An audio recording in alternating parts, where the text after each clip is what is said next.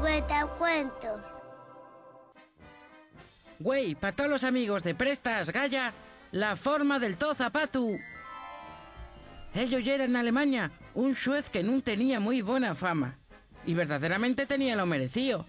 Porque todo el mundo sabía que siempre que xulgaba a ciudadanos ricos o personas poderosas, facíalo con benevolencia. Les penes que ellos ponían eran muy pequeñes. Y sin embargo, cuando el procesado era un prove sin recursos, amañábase para que les condenes fueran lo más duras que permitiera la ley. Nuna misma tarde, condenó un mes de cárcel a un niño famiento que robara una barra de pan, y a un comerciante rico que aguaba el vino que vendía para ganar más dinero, nada más y punxo una multina de nada. El caso ye que un día el xuez diose cuenta de que rompiera el so mayor par de zapatos y visitó al zapatero del barrio para que hiciera unos a medida.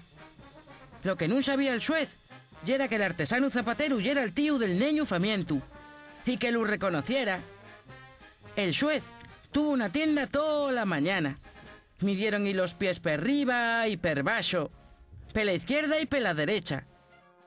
Y cuando por fin el zapatero consiguió acabar la xera, reburdió: «Agora vas a ver este xuez injusto lo que lle la forma d'un zapato». Cuando una semana después fue a recoger el encargo, el xuez nun yera creer lo que veía. Después de tanto midilu, los dos zapatos yeren completamente distintos. El izquierdo ya era más pequeño que el sopie y con un tacón grandísimo como de mujer. Y el derecho muchísimo más grande y abultado a la altura del esdés. El xuez enrasonóse entero. «¿Qué ye esto? Estos dos zapatos son completamente distintos. ¿Quieres facer burla de mí, zapatero?» Entonces, l'home, muy tranquilo y sin perder la compostura, dixo-y: «Non faigo burla de usted, señor xuez. Nada más sigo les sos enseñances y faigo lo mismo con los sos zapatos que usted fai con les sos sentencias. Son distintes según pa' quien se dicten».